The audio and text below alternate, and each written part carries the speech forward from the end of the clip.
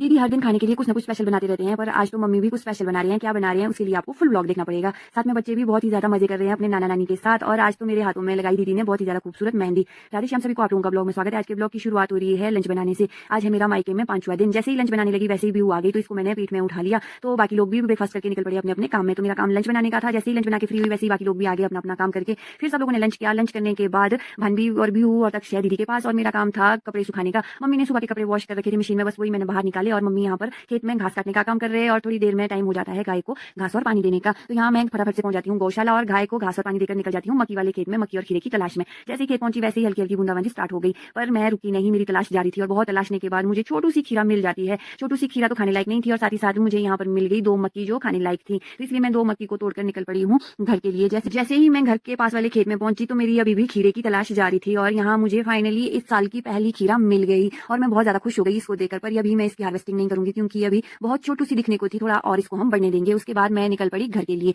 जैसे ही घर पहुंची वैसे ही देखा कपड़े अभी उठे नहीं थे, तो बाहर हल्की हल्की बूंदाबांदी हो रही थी। तो मैंने ना कपड़े उठा लिया और उसके बाद निकल पड़ी किचन के लिए। तो किचन से ना मुझे बहुत ही ज्यादा अच्छी खुशबू आ रही थी। तो यहाँ बन रहे थे टेस्टी टेस्टी पकवान। एक साइड बन रहे थे फ्राइड राइस, और एक साइड बन रही थी हमारी पहाड़ी स्पेशल डिश बाड़ी। तो ये है चिलड़ा बाड़ी जो मम्मी बना रहे हैं, और ये ना बहुत ही ज्यादा टेस्टी बनाते हैं इसको। मुझे तो बहुत ही ज्यादा अच्छी लगती है ये। बच्चे भी वेट कर रहे थे फ्राइड राइस का भी और चिलड़ा बाड़ी का भी। और फाइनली हमारी जो चिलड़ा बाड़ी है वो बनके तैयार हो गई है, और हम लोगों ने खाई और बहुत ही ज्यादा यम्मी और टेस्टी बनी हुई थी। उसके बाद हम लोग निकल पड़े सब रेस्ट करने के लिए। तो यहाँ मैं और भी आ गए थे कमरे में सोने के लिए, पर ये सोने का नाम ही नहीं ले रही थी। और उसके बाद जैसे ही बाहर निकली, बाहर ना अभी भी बहुत तेज बारिश हो रही थी। और यहाँ दीदी लगा रही है अपने हाथों में मेहंदी, और देखो कितनी प्यारी और कितनी सुंदर मेहंदी लगाई है। फिर मैं निकल जाती हूँ बच्चों को ढूंढने की बच्चे कहाँ हैं। तो दोनों बहनें यहाँ एटिक में बड़े प्यार से और आराम से खेल रही है। हम जब भी कहीं भी इनको ढूंढने जाते हैं ना, तो ये यहीं पर ही मिलती है। इनको बहुत ही मजा आता है यहाँ एटिक में खेलने का।